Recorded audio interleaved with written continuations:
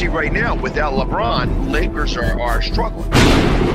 Let me tell you about a team I hate, all right? I know the Dallas Cowboy fan is here, so I had to make sure he knew how much I hate this team. I'm ready. I've often said that the people who run baseball, they try very hard to ruin it. I'm from Brooklyn. I don't have a problem saying it to his face. Oh, I'm from Brooklyn. Hey, you guys any...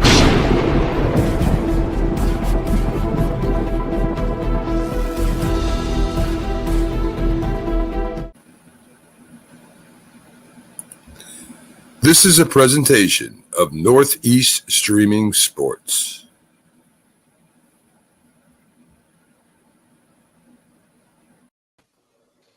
What's up, everybody? It's another episode of Coast to Coast. I am your host, Pags. I've got Bo next to me, and we've got somebody who I've never seen before this early in the show, a McLovin.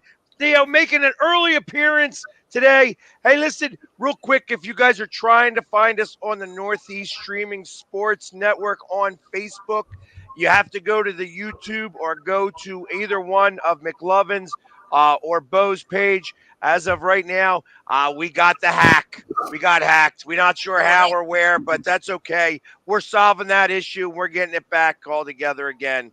So we'll be back up and running here in just a few moments. But anyways, you can find us on Roku, all that other fun stuff.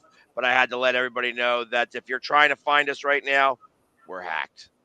I blame the Chinese. It's always. Anyways, so look at this. We got a full crew for the full 2 hours. I'm not used to this. How you guys doing this morning? Bo, you go first. Excellent.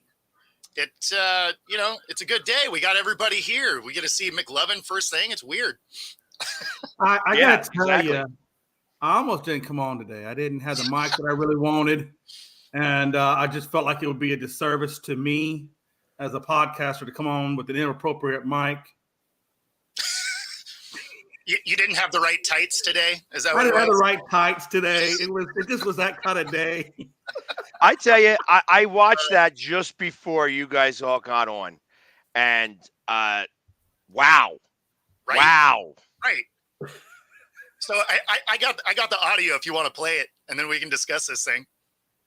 Yeah, absolutely. Let's go for that. I didn't get a chance to download it. It came over too close. All right. Give me just a sec here. Oh, it's always just a second. I probably shouldn't tell you this. We didn't have the tights that he wanted, so he didn't know if he wanted to play. Oh, yeah. You heard it. We didn't have the tights that he wanted, that we've never had for him, and he decided, I don't feel like I can go. That's what young people do. Oh, yeah. I don't even know. But he figured it out in the second half. He accepted the fact that we didn't have the tights that we've never had for him, and he played well. Okay, so first off, you don't have the tights, so you can't play basketball. That seems bizarre to me to begin with. When did this occur? This was the Louisville game. I want to say it was a couple days ago. But I don't know the exact date of the game. But that being said, there it is. It has to be against Virginia. And who was the player? Johnson? His last name was Johnson. Yeah, number 4. Didn't see the name on it, but my question was Lori Johnson. Would you, as a coach, still put that kid in the game? I don't know that I would. Like if you're flaky enough to be like, I don't have the tights that you've never had. I don't know if I can go. I'd be like, yeah, you're right. You can't go. Like it almost sets a bad precedence for the rest of your team, or a bad tone for your team, or going into a different direction of your team. I mean, what's it going to be next? You know, and I just think that's way too crazy, bizarre. Yeah. Well, the hard part. I mean, obviously, we're a little older. You know, I'm a Gen X. I know that you're a Gen Y, right? You're Gen Y, really? I'm actually the 1 year that doesn't have a designation. So Gen X stops in 80, and then they categorize the millennials now all the way back to like 82, and I'm 81. I'm that 1 year where they're just like, yeah, these guys, we don't want them, but we don't want them either. So you guys can pound sand. Welcome to my 1 year. Gotcha. So, but all right. So you're close enough to the X or the Y. I guess you're the XY chromosome. You're where all of this stuff really starts. Anyways, or you're the fluid gender chromosome. hey, listen. We're not going there. We're not going there. You said X and Y, so I just chromosomes. I don't know. It's going off the rails early. Yeah, exactly. But the truth of the matter is that with the children today, you don't have the opportunity to be able to express the way you would like to. And that feelings are much more important than team, I guess, even in this case here. That if I have to assume that he's a scholarship player. You would think so, yeah. And ultimately, he is going to have to, the coach has got to say, okay, you know what? I got to put you in. And I'm sure he needed him. I'm sure that was the problem. He played for 14 minutes. So I got to imagine that even, you almost got to let the kid come to his own senses and be like, hey, I really want to be out there. Sometimes the drive, and maybe that's what the coach was kind of going for. I kind of feel like that, that conference, that press conference, I don't even know if I should be telling you this. I wonder if he got any backlash from that for saying that specific. Probably, right? Because it's low key shaming the kid, which I probably would have been a little more overt about it anyway. But and also probably why I'm not a coach, because that kind of stuff I'd be like, what are you even doing here? Like, you might as well hit that transfer portal. Like it.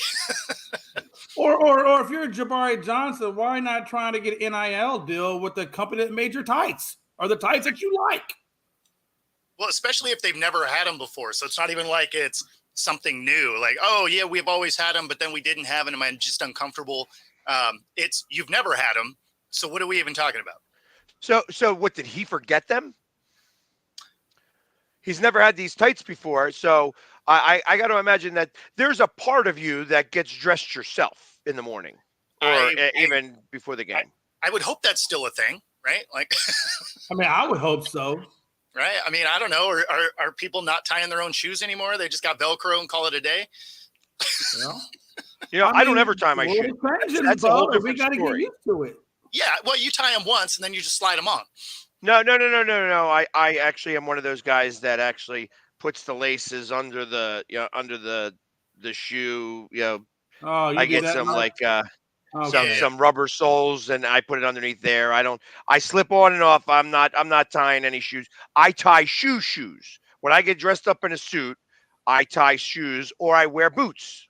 Most of the time I wear cowboy boots. You know what I mean? If you were playing basketball, you'd be tying your shoes. That is correct. Correct.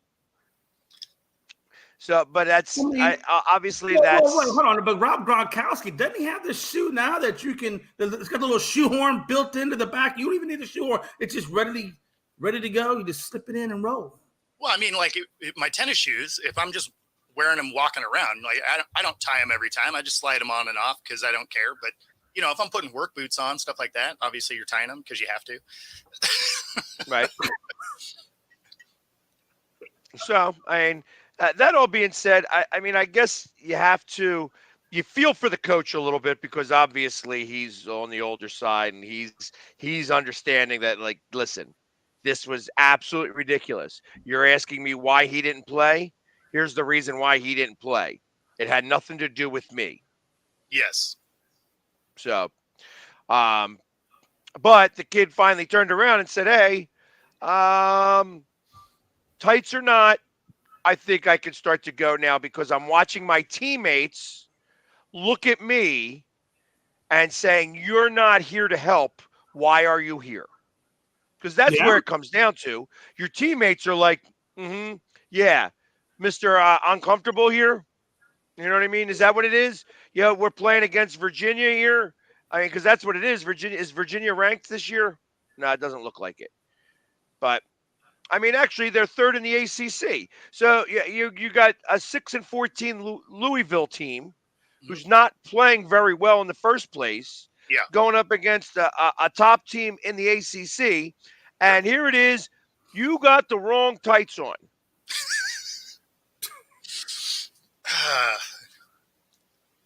I don't mean to laugh, but man, that's a weird way to try and miss a game. Like it just. Could you imagine? Let's bring this up a notch. Patrick Mahomes.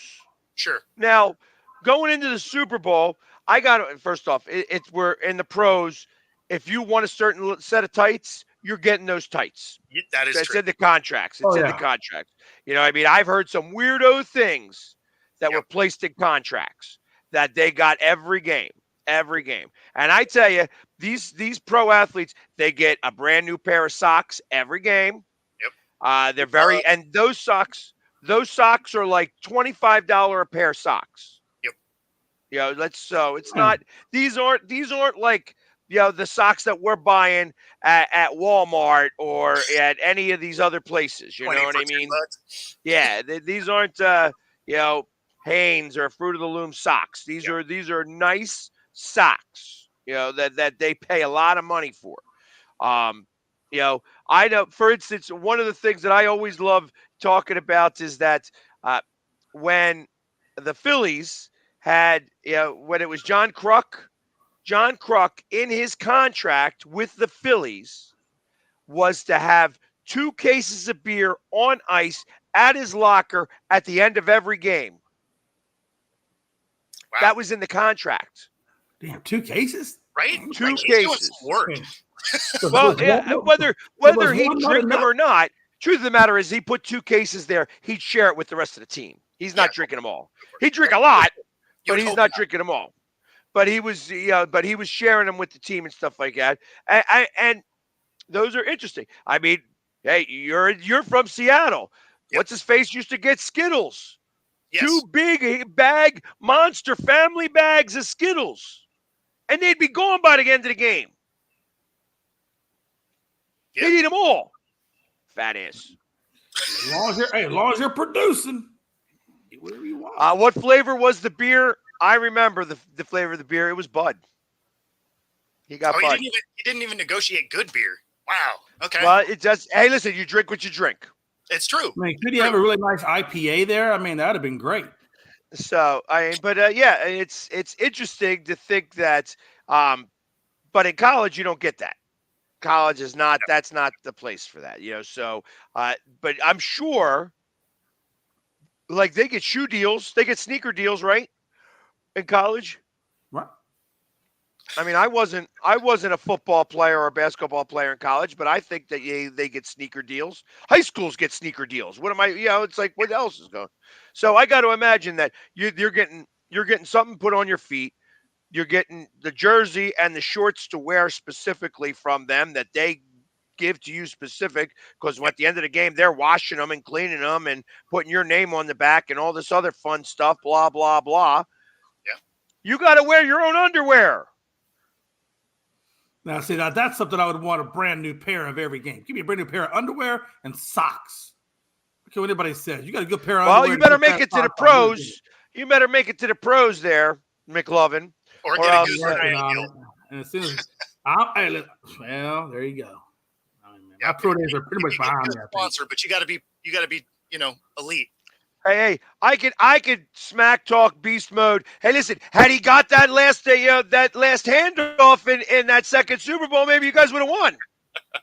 Man, I'll tell you right now, I promise you, I'm over here trying to be Kobayashi. If I can beat Kobayashi or whoever the new Eaton champion is, that's my goal right there. Oh, no. Kobayashi's been done for a couple of years now. He's old school. I know. Now they got Kenny Chestnut or whatever, Chesney. Yeah, Chestnut. He's a Philly guy.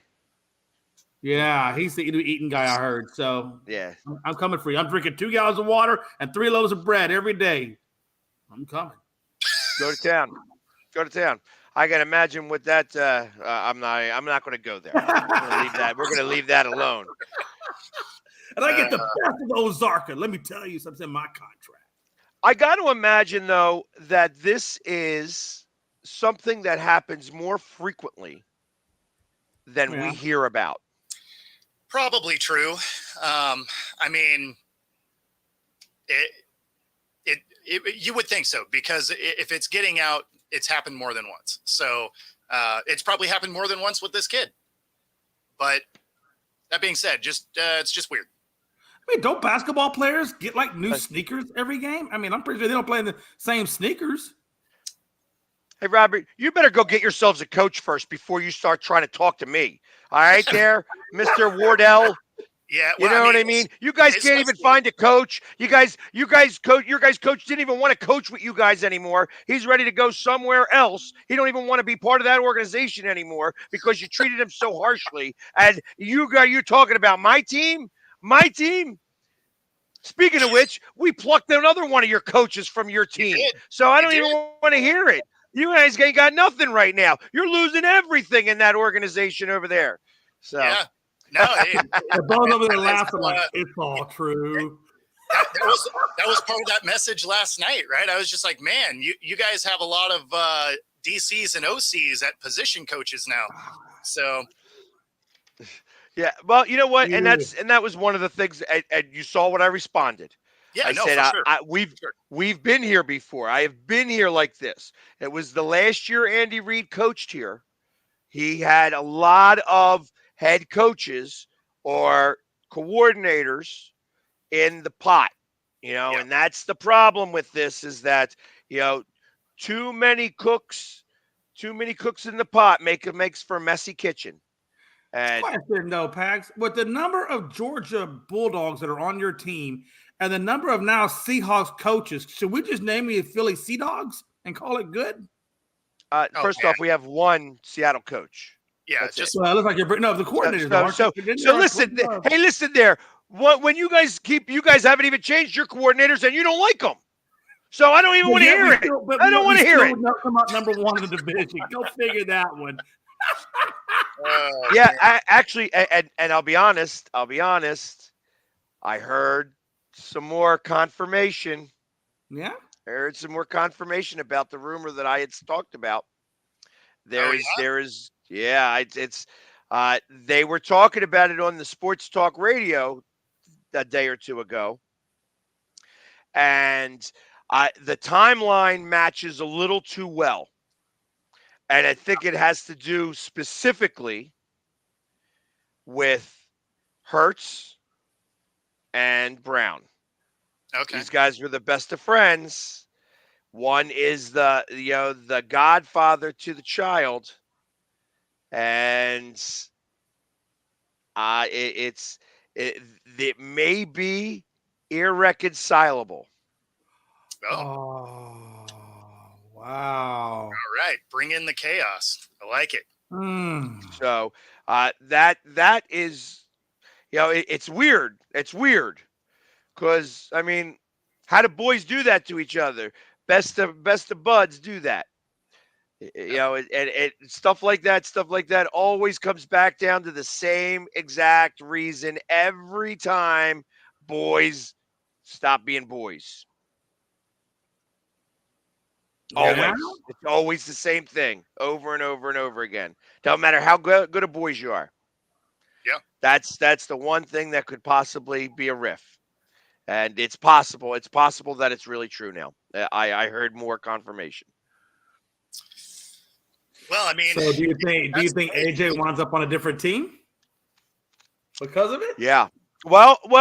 So here's the hard part about this. Hurts isn't going to demand the trade. It's not going to be Hurts that gets the trade. My expectation is that you still, because it's got to stay under wrap. This has to stay under wrap. Yeah. You have to consider trading. I mean, obviously, there is rumblings, I got to imagine, going across the NFL.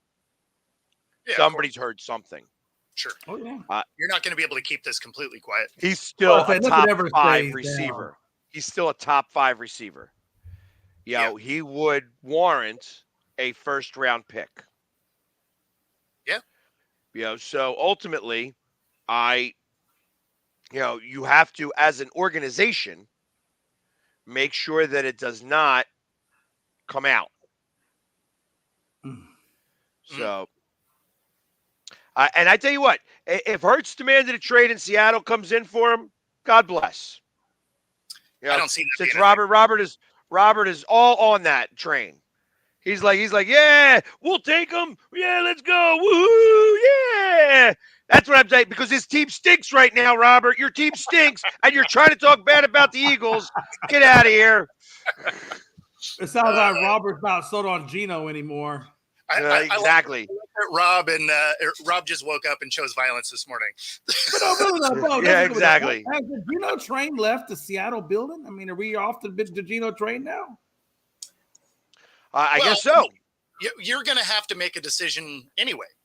He had a 3-year contract. So this next year, you got to figure out what it is your succession plan is, right? So whether it's going to be,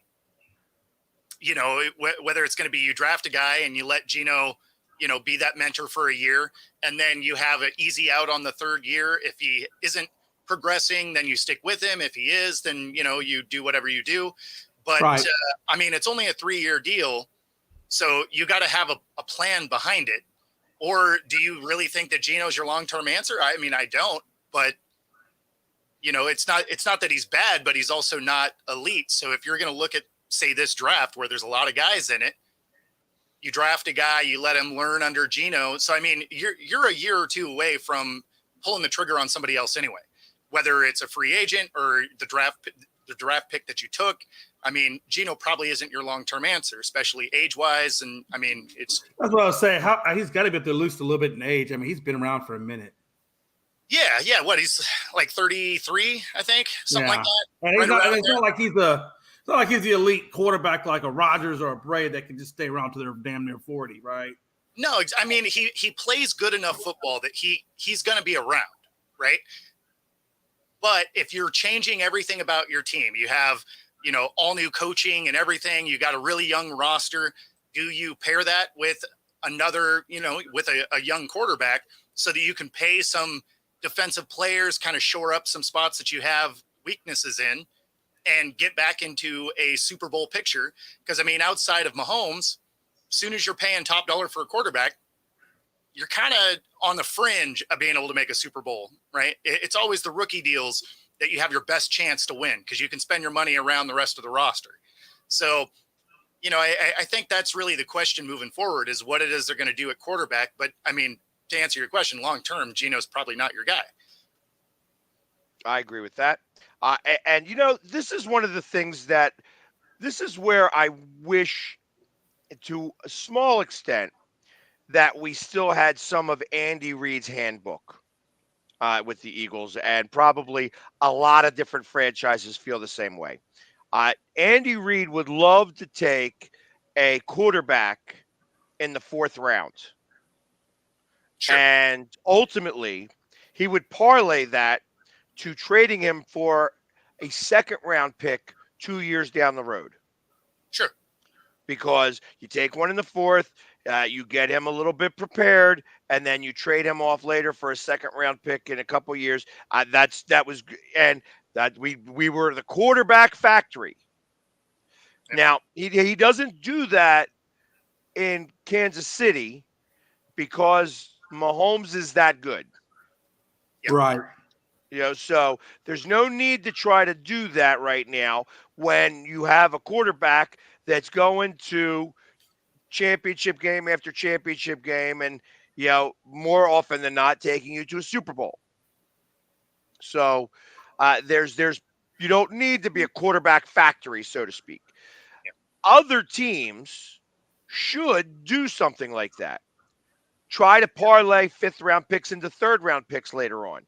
give somebody some experience and grab these quarterbacks, later round quarterbacks of good pro offenses. Not great. They can be lower 25 in the honorable mentions, with pro style offenses, and get them some experience levels so that later on, if they come into play one game and they look great and people start clamoring for them, all the clamor does is get their draft pick when you trade them up higher. Yeah. So since we're talking about coaches, what do you think of Arthur Smith being hired as the OC for the Steelers? I don't think it helps move them forward. I think it's probably a lateral in terms of like you're not upgrading, but you're not degraded. I think you're just, it's just a lateral in terms of quality.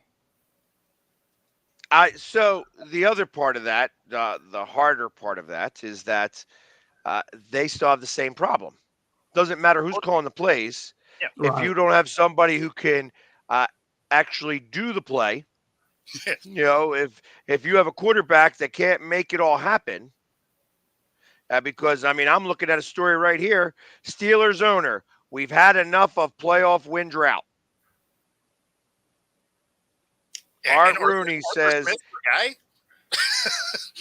well, you know what? I don't necessarily know that he's the guy because, again, if your offense isn't got the pieces in place to do it, then it's not going to matter who you got. You could have the best offensive coordinator. You could have Bill Walsh be your offensive coordinator, and you guys are still only going to go 9-8 when you don't have the right pieces in place.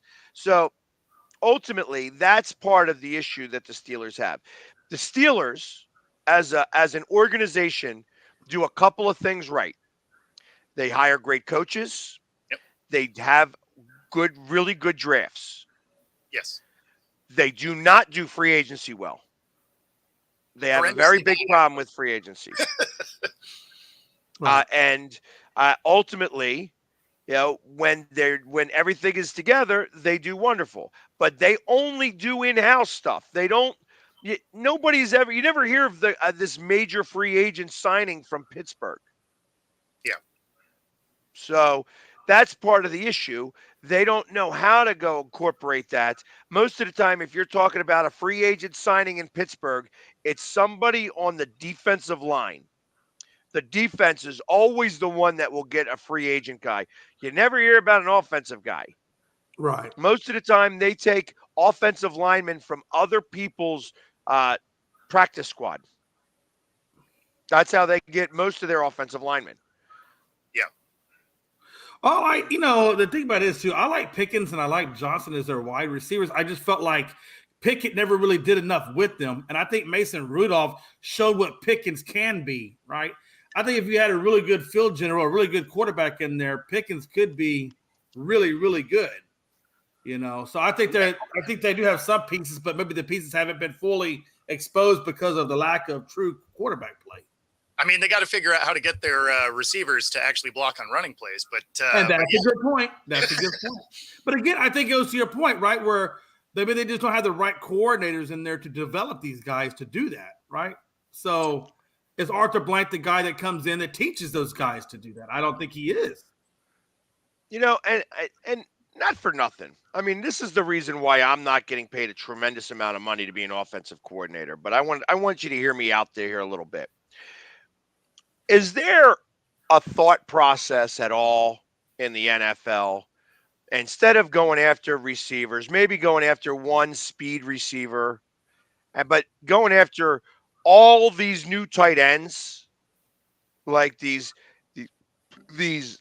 dual threat tight ends, big guys, big receivers, and having 3 tight ends or 4 tight ends out there and one receiver, so that you could do those. Like I said, it makes more sense to me that instead of having, if you're the Eagles, instead of having Smith do any blocking at 150 pounds, that it would be much better if it was Dallas Goedert and somebody who was just as big as Dallas Goedert, and maybe another guy who was on the inside who then gone out there as big as Dallas Goedert to block, rather than having somebody who I can blow over with just a really hard. Yeah, you're not wrong. I mean, you definitely need your tight ends to be big, right? The 180-pound tight end doesn't make sense to me. That's a receiver. Well, no. But that's what I'm talking about. Instead of having receivers, now having these bigger tight ends as receivers, like that be your offense. Like if I was Pittsburgh, who relies more on the running game and on the short passing game because they don't have this deep threat.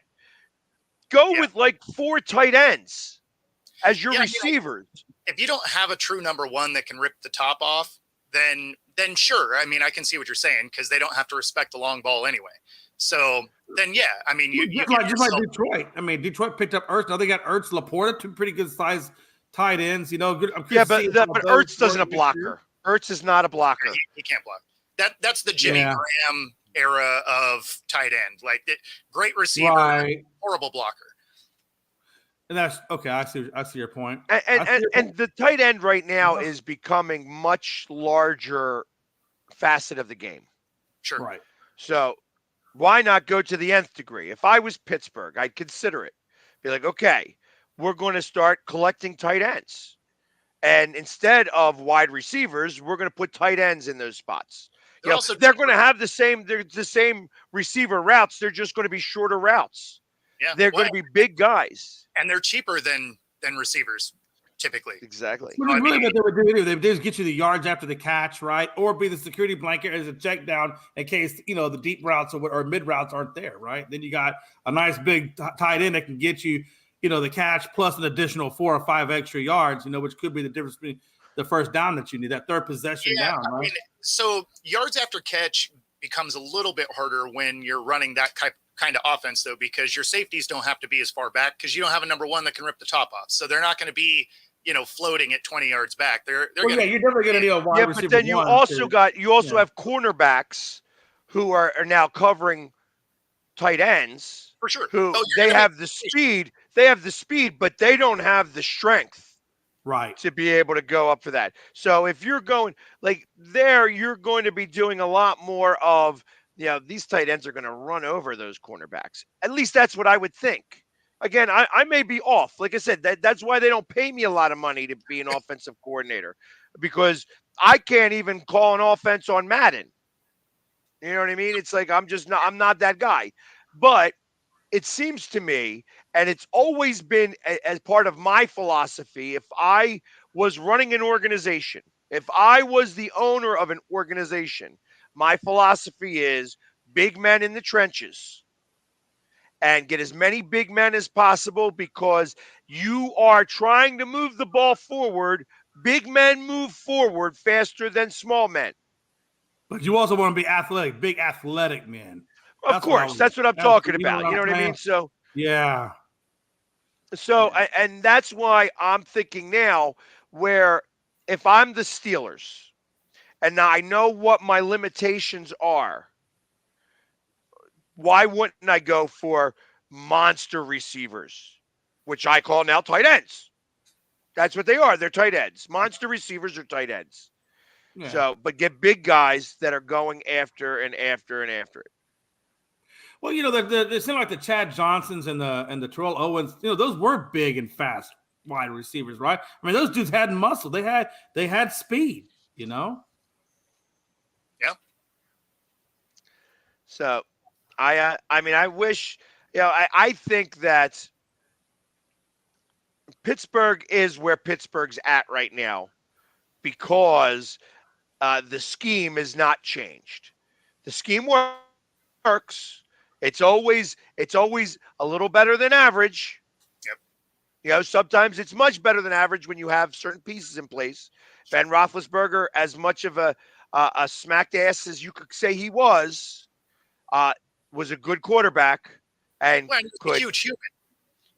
Yeah, and can fend off.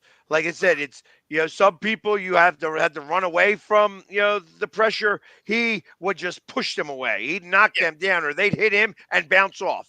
So, I mean, you had those types of things, but then he also had the running backs to go with that, who were the bruiser type of running backs. You bruised the other team. You wore them down, wore them down, wore them down. I feel like you would be doing the same exact thing with what I'm talking about with the wide receivers. You get tight ends in the places of wide receivers. You're wearing down a defense. The defense who's got normal cornerbacks. I mean, you could try to go ahead and put in linebackers against them, but typically tight ends are going to have more athleticism than the linebackers. For sure. More often than not. So you're going to have them open all the time. But I think if that position was to morph up like that, though, don't you think eventually, that the quarterbacks are going to catch up to that and morph up as well, and then it's just two big guys going at it? I mean, I can't imagine the quarterbacks are just going to stay at a certain level. I think that's actually where you're going to see big running backs come back is, as like the Jerome Bettis.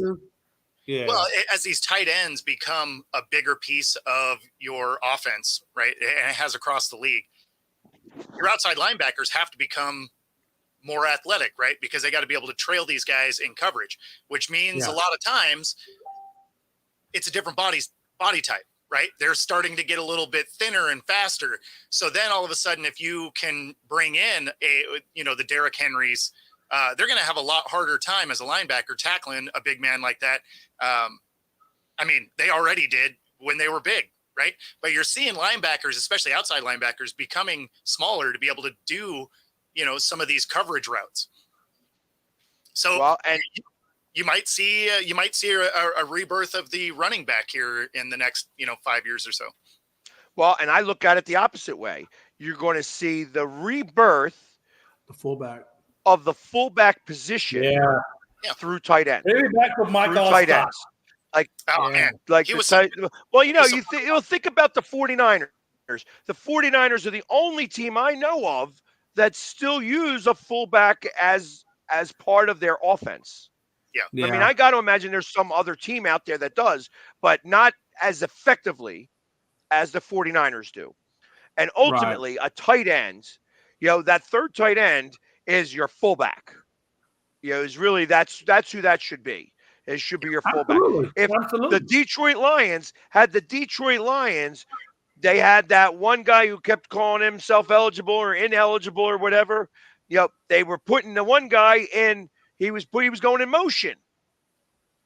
And that's what made me think of the fullback position. That's saying, okay, now if we got a big tight end who can not only catch the ball but can also throw a block or two, and he's going to be a bigger body than most of the people that are on the opposite side on the defense in terms of the outside or inside linebackers. You want to have that body on him, and he's going to be able to set the path for a running back. Then I'm going to use it because that's what they use. That's what they use now for tight ends, anyways. They put him in motion so that they could get into the hole faster. Yeah, right. That's what's going on, right? I mean, I'm assuming that's how that happens. Well, and it also can help mask bad offensive line play because Seattle is a prime example of this. Our offensive line was hurt all year, and they used a lot of 3 tight end sets because of bad offensive line play. So they were using them as, fill-in blockers, and then, you had little leak out routes from it. So, I mean, it can be a good addition to your team. Obviously, they have to be able to block. But, I mean, having the extra tight ends can definitely mask some things, if you have holes in the trenches. Well, and that's kind of what I look at in terms of when you have to get to the outside. That's where when you're throwing these bubble screens and these wide receiver screens and such like that, all that is we're trying to set up the line. We're extending the line to the outside so that we can go run through the middle of the extended line. That's what they're doing. Yeah. So I mean, I like the idea of that whole process, but it's got to be a whole offensive philosophy. This isn't something that you could change. You have to now, that's your offense. Sure. I'm bullying and bruising you the entire way. Now, Now, as a defense, I got to imagine that there's defenses that could probably stop that too, because, like I said, there's reasons why they're not doing what I'm saying. Because it makes it so that they don't have to cover deep. I mean, you can basically have one corner shading the one guy that can make a play deep, and you probably have a free safety that's bracketing him, so he's never going to get the ball, and then everybody else gets to come forward because nobody else is a deep threat.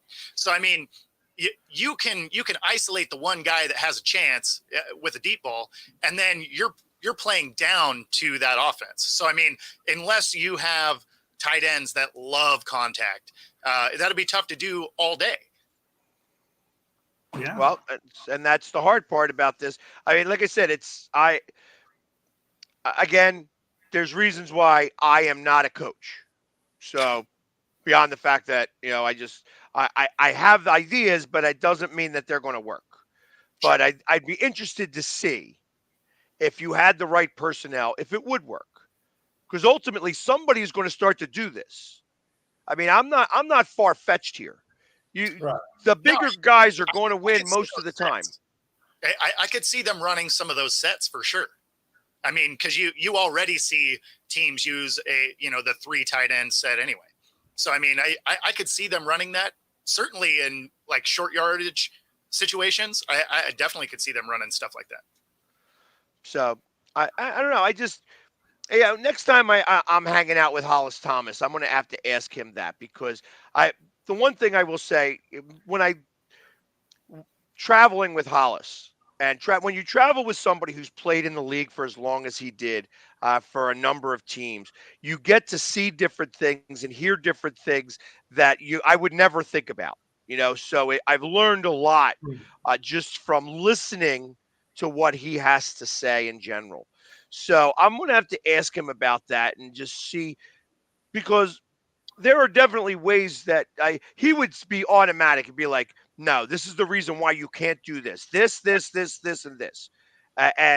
Or he'd say, yeah, it would work for a little while, but then you would have to scheme around it.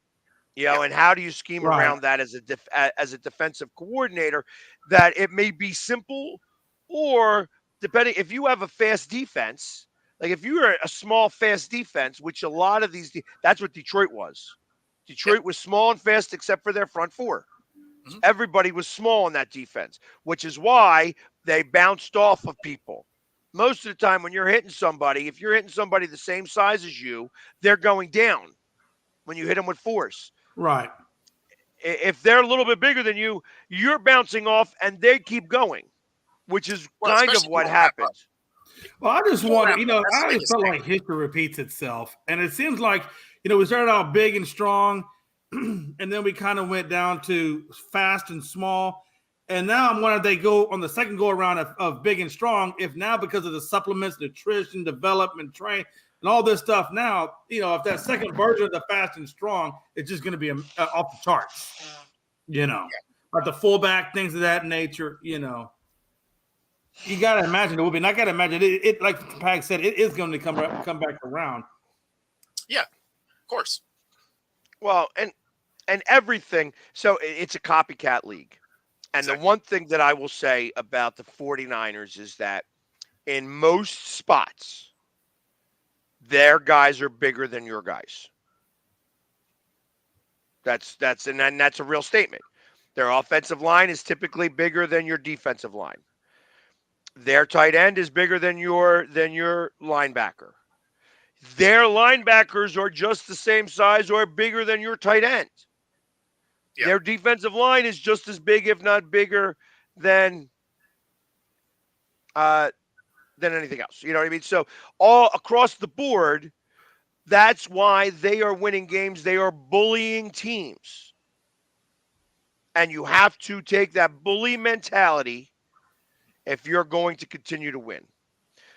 Sure. When the Eagles went to the Super Bowl last year, that's what we had. Our linebackers were good linebackers, but they were big. They weren't the best linebackers, but they were big. And when they hit you, you went down. Sure. Right. But the problem with that is that works great against the run or a crossing pattern, something like that.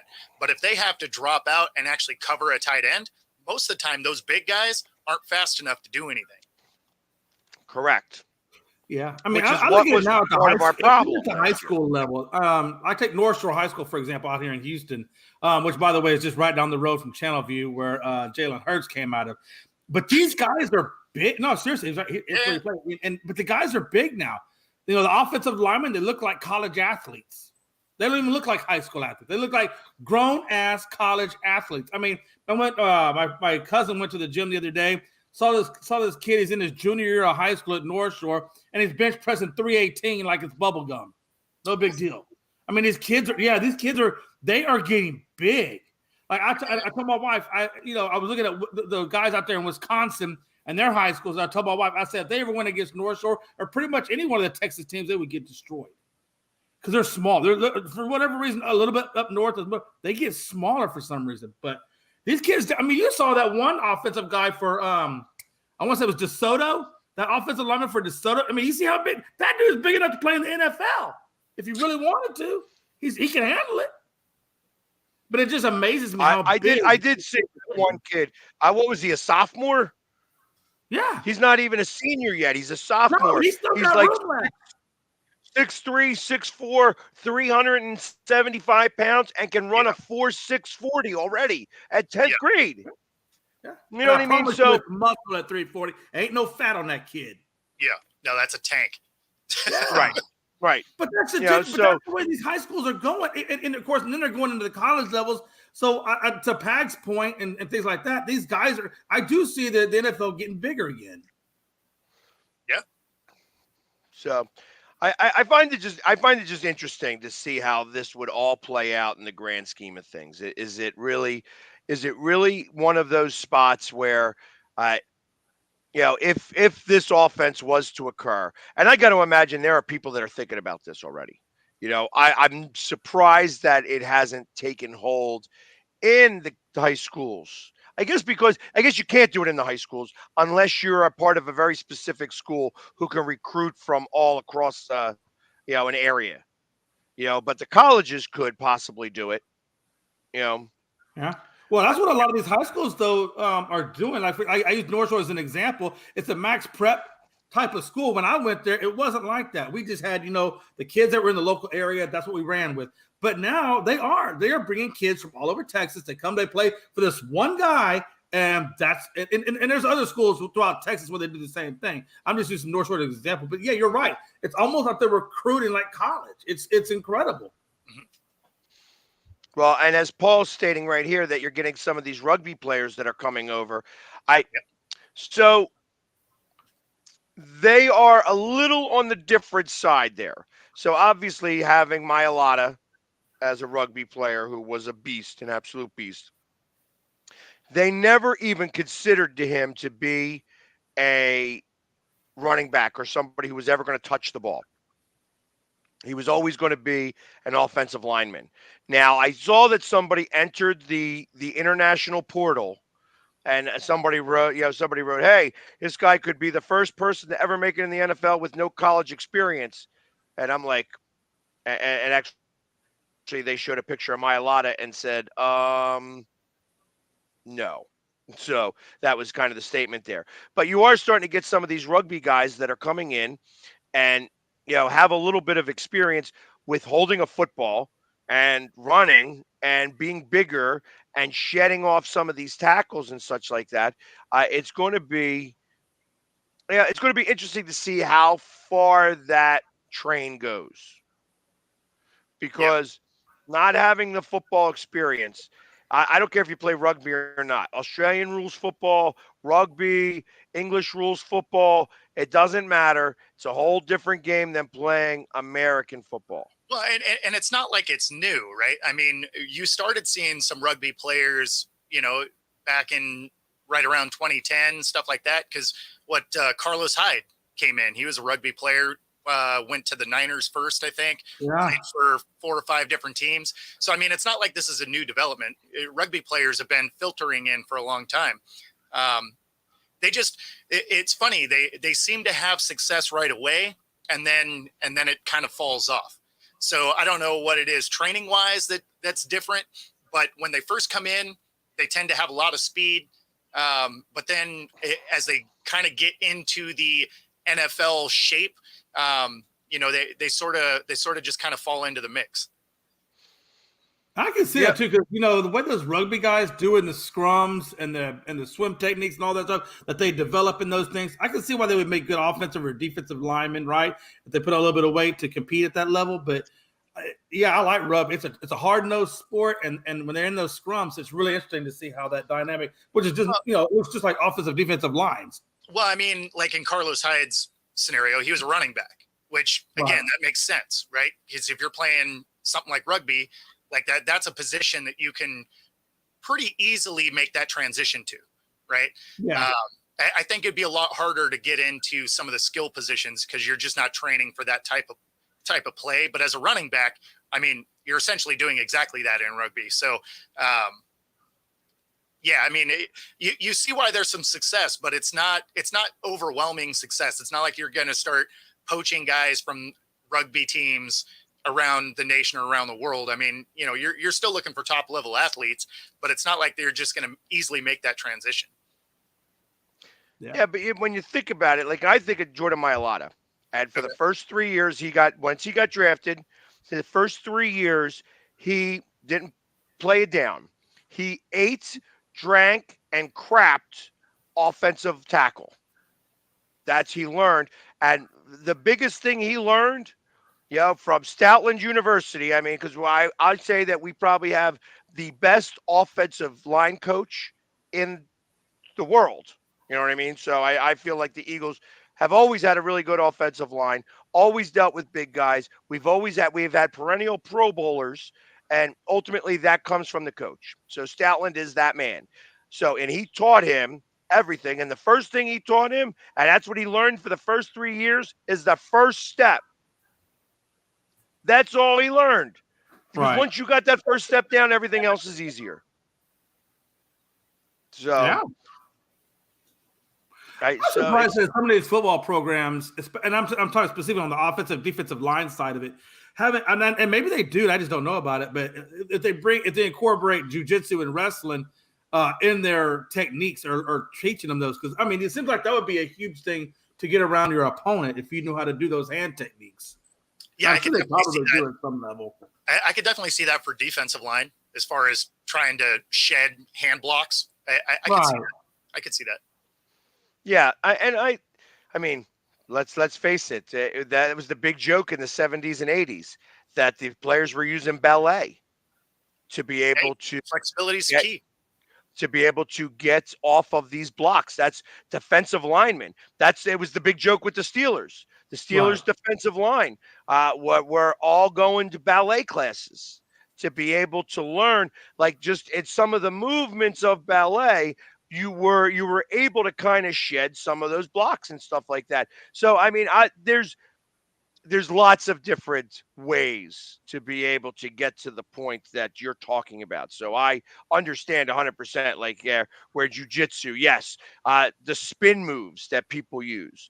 I'm surprised that a spin move even works anymore. You know what I mean? Yeah. But it still does. It still does. And as a defensive lineman, it's like taboo to use that spin move. The one thing you are not supposed to do ever is turn your back to the quarterback, ever. Yeah. Well, what are you doing when you're spinning? You're turning your back to the quarterback. Yep. So, so you have to be really good at it, because if you ain't good at it, then you're going to wind up getting, pancaked face first a lot of times. Yeah. You're not lying, though. So, I mean, I got to imagine that as football evolves further and further, it's going to become much more interesting on what other mastering some other sports or some other function of life will come into helping with being better at your craft in football. I mean, random fact about me is I actually used to teach ballroom. And so like salsa and bachata and stuff like that were all footwork. Help keep your feet fast. I could see that. Yeah. See, I wasn't a salsa guy, but I did swing dancing. Okay. I took swing dancing classes. I did swing one time. I'm not spinning a guy around. I'm not spinning an offensive lineman around and throwing him through my legs, though. If it creates the block, you would. Hey, if I was able to do that, I guess that would make sense, But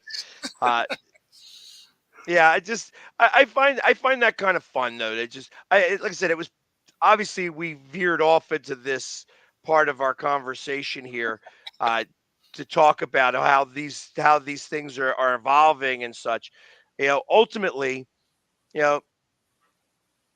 teams are going to do what other teams are doing already. Sure. That's what's going to continue to happen. Because if it's working for one team, why can't you work it for your team? That's how the West Coast offense became. I mean, if you go back down to the root of things, that's the Kansas City offense. Yeah. It's still the West Coast offense. Because if you go all the way up to Andy Reid tree, you got Bill Walsh at the trunk. Yep. That is absolutely correct. Yep. So, and it's interesting because Shanahan is a whole different tree. Yeah. He's more of the run and shoot offense. Definitely changed. Ops. Yeah, it's a complete hybrid of that old run and shoot offense. Because the run and shoot offense didn't really utilize a running back very much, where they mostly use a running back. So I remember Jack Pardee back in the day with the Oilers and with U of H had the run and shoot offense. Matter of fact, Warren Moon was king of the run and shoot there for a while with Houston. That's what they ran. Yeah, I think that even kind of goes even more to the Houston Gamblers when Jim Kelly was with them and Pardee was with them. Yeah, it's a little different with CMC though, because he's not your average running back. I mean, you're right. He's not. They use him in the passing game a lot. Right. No, but that's what I'm talking about. So it changes because he is, CMC touched the ball close to 400 times this year. Yeah. I think he had 263 rushing attempts, and I think he was targeted 120 sometimes, and he got the ball like 63 reception, or maybe not 120 times, maybe like 80 times or 90 times. So it was like 350 times he touched the ball this year. It's a lot of times for somebody to touch the ball that's not a quarterback. And I'm wondering, based on that, since you're talking about how heavily his usage is, my friend Joe Stevens, he played for the Rockets and a few other NBA teams. We talked to him one time, and he said, Jay, the human body only has so many repetitions in it before it's just done. It definitely has so many hits. Yeah, and that's right. So with football, that's exactly how I look at it, right? Especially with the way they pivot and cut and do the things, on those ligaments like they do. My question is this, off of that, how long do you think CMC has left in his body with the current usage rate if they continue this with him? Well, I mean, I think he has a little bit of an advantage where he was hurt so often before. He has a couple more years on the back end here because he didn't play a lot of the earlier ones. I mean, you're right. But I mean, like, how many more years do you think he has left? And not so much even in the league, right? But how much more years do you think he has left at the level for which he's at? Right? So here's the one thing that I will say about CMC that you can't say about a lot of other players. And the only other player I could really even say this about is Eli Manning, as funny as this sounds. He knows how to fall. He does. He actually, he doesn't go, he's always lower. He's always lower in the hit. Yes. So if you're hitting him on his back, you're glancing off. So he's always going down at the right time. That's why Eli Manning was able to play for so long. Because he knew when it was his time to go down, and he would just go down, take the sack. He was really good. He was really good at making a business decision. He didn't try and overextend a play. He was just like, well, that didn't work out. Yeah, because I look at a guy, way back in the day, Earl Campbell. I use him for example. That guy was 70% of Bum Phillips' Houston-based offense, right? And then, of course, he went and had a little bit of time with the Saints with him and Bum. But 70% of the offense went through Earl Campbell. I mean, even to the point where he was the kick returner for a long time. Mm-hmm. And, he only had 11 years in the league. That's it, sure. 11. And this is the kind of guy that's got tree trunks for thighs and would run you over to the point where he would embarrass you as his cleat comes off your helmet going into the end zone.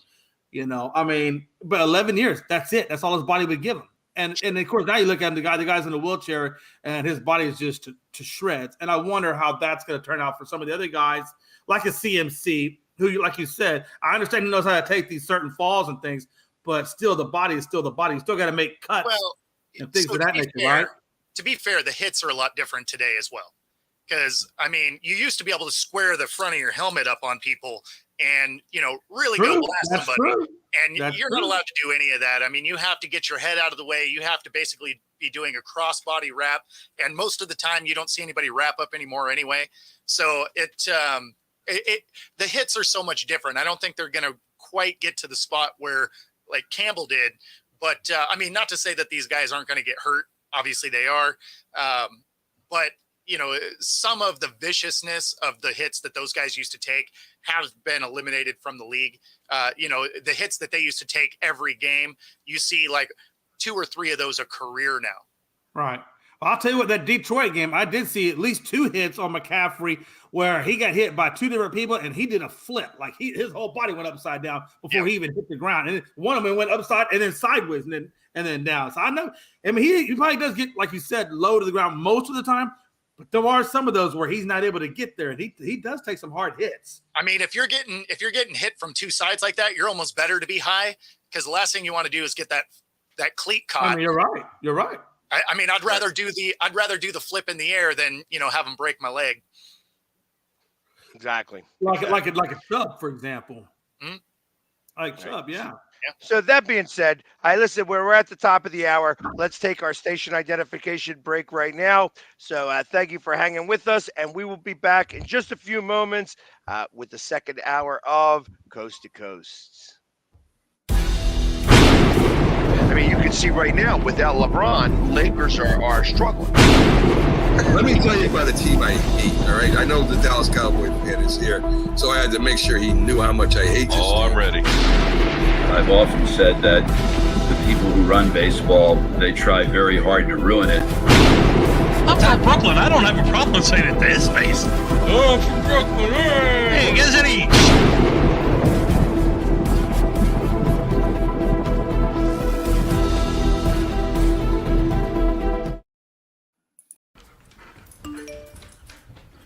Trisha's having a sleepover tonight. Can I go? I wonder about Lucy's friends. What should I say? I know you're only 10, but one of these days a friend will offer you a drink. And alcohol at your age can lead to so many things. None of them good. So can I go to the sleepover? Lucy, I want you to promise me I something. finished my homework. Bigger promise. If there's any drinking, I want you to say, "No thanks, not my thing." Mom. I promise you. Your real friends won't care. Deal? Sure. Really? I promise, Mom. They really do hear you. Did you pack your toothbrush? For tips on how to start the talk, visit underagedrinking.samhsa.gov. A public service message from the Substance Abuse and Mental Health Services Administration. Supporting the needs of our veterans. That's the goal of all of us at Team AmVets. Like Mitch, Carlos, and Kevin from our Welcome Home team that brings furniture to our vets. We are Team AmVets. Or Linda from our thrift stores who brings you great bargains every day. I am Team AmVets. And John, who picks up your thrift store donations that support California veterans programs. I am Team AmVets. Visit our website or Team AmVets thrift store to donate or shop today. Join the team! This is a presentation of Northeast Streaming Sports.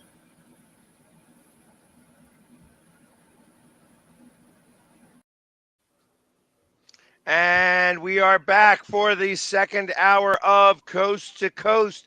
And, I go and I check the news after every day when we go to our station break. And the top story just came out 7 minutes ago. Offensive coordinator Ben Johnson has informed the Commanders and Seahawks that he will be returning to Detroit instead of pursuing a head coaching position. While Johnson, who opted to return to the Lions last year as well, after interest was widely viewed as a favorite to earn one of those spots, his asking price spooked some of the teams. He wanted to Seattle. climb. Where's my man here? Still without a coach. You're still without a coach there, Rob. No coach for you. Actually, that's not true. We are currently in talks with sending Dan Quinn to you for absolutely nothing. Yeah, no, I know that they are talking to Mike McDonald today. Is supposed to be the deal. John Schneider's supposed to be flying out that direction. So not even going to bring him in. They're flying to him. There you go, Mike McDonald. He keeps forgetting he's not in love anymore. That's right. So not in love as Ben Johnson though. He's like, you know what? I'm good. I'm going to stick here in Detroit. I find that interesting. I find that really interesting, actually. So I'm curious what his asking price was, because I mean, it had to have been pretty amazing. If the teams are like, yeah, I'm not really interested in giving you $12 million a year. All right, well then I guess what? I'm going to stay right where I'm at. Yeah. Yeah. You know? No, and I can appreciate that. Listen, the one thing that you've learned, I learned now, that first off, coaches come and go, so you might as well make your money.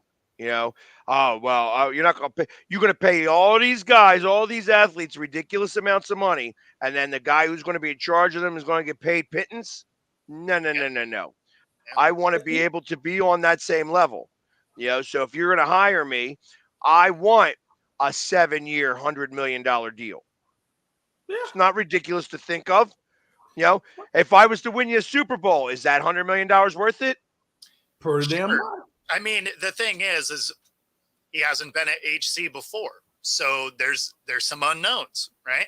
So do you want to give up $100 million on a guy that you're not totally sure can do the job? He's a good OC, but you haven't seen him in that role. And that role, at the end of the day, is very different. So, yeah. I mean, it's true with any other, profession, right? Like you may be really good at your trade. It doesn't mean you can own a business, right? Well, and I think he has a good roster to work with. He has a good team situation that he likes. And so why leave? And he has an opportunity to run it back and possibly get to the next level. I mean, why give it up if you're not 100% satisfied with what the team is offering you if you were to be a head coach, right? So he can afford to be a little picky if he wants to be. Well, and that's, I mean, ultimately, like I said, with as quickly as some of the challenges have been with some of the coaches, especially now that you look at Carolina, where they've gone through 4 coaches in 2 years. You look at the Raiders, who have been a mess for however long they've been. You have, a team as Seattle, who had the same coach for a long time. I don't even remember who. I guess it was Holmgren. Was Holmgren the coach before him? Yeah, there was 1 year with Jim Mora in between. Right. So, but they've always chosen. I mean, they've always chosen names. Yeah. It's like that's the first time I heard Jim Mora's name in a while, other than in the commercial. Playoffs. Oh, sorry. John Mora, his kid. Oh, okay. Yeah. I was to say Jim Mora. No, John Mora. So yeah, he came in. He was there for 1 year, had a 4-win season, then went on to UCLA, I think, and also flamed out there. So I mean, it wasn't. It's not like he did good things. But no, I mean, the Seahawks have actually had pretty good coaching generally. They had Chuck Knox for a long time, Mike Holmgren, obviously Pete Carroll. You would have thought Tom Flores would have been good, but it was actually some of the worst years in Seahawk history. But I mean, but they've had some big name coaches come through. So, what do you think of the potential of the Raiders going after Chip Kelly?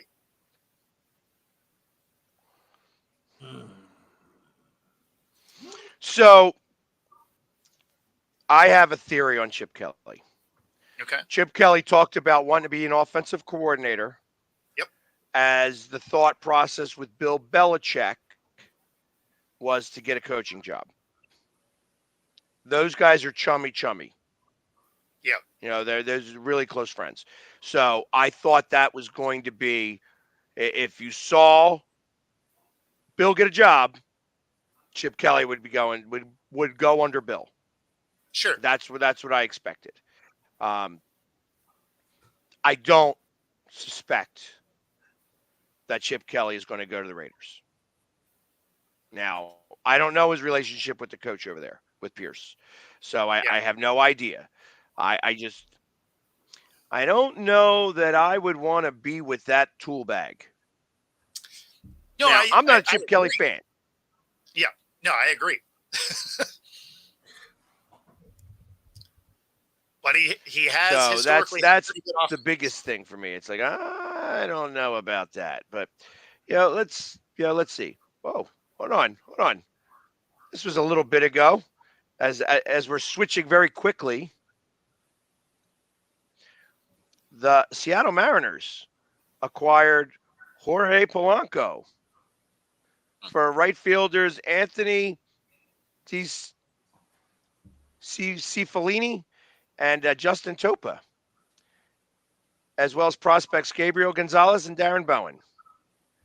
The Mariners also sent cash to the Twins. Okay. And they also just brought in Turner on a 1-year contract. No, that doesn't move your needle. Oh no, Turner doesn't move your needle. I don't think either one of them quite does. I think that's why they only gave him a 1-year deal, because Turner, honestly, is almost out the league at his age. Yeah. I mean, that's I don't think it replaces what they've gotten rid of. So it doesn't make me feel better about where this season's going to hit. Honestly, I still think it's the Orioles division to take over there. I really do. Well, the Orioles are not in. Yeah, they're not. West. They're not in. Wait, hold on. I thought they were. Wait, well, no, yeah, I'm sorry. Yeah, you're right. I'm sorry. Well, no, wait, Toronto Blue Jays and the Orioles are in the same division. They're not. They're not in the West, man. You should know. Your team is Baltimore.